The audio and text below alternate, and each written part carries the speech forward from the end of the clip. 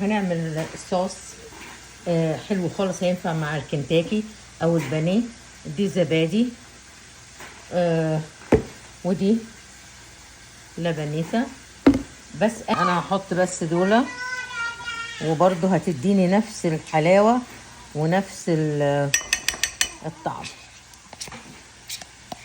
دي يعني انا دي حلوة خالص، انا مجرباها وحلوة وعلى ضمانتي هتحبوها خالص مع البانيه او مع الكنتاكي.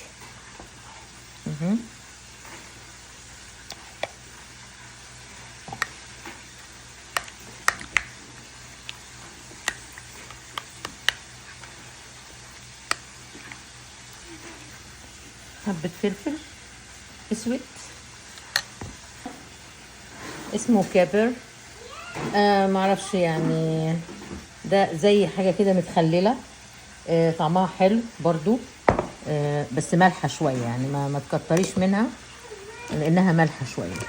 وبعدين بناخد كام واحدة خيار متخلل،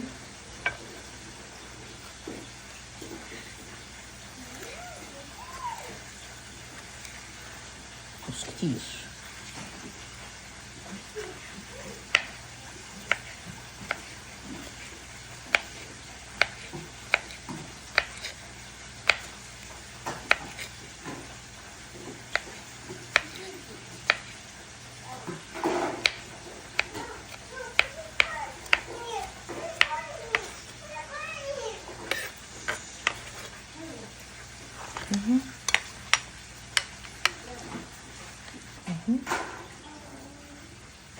بس شوية صغيرين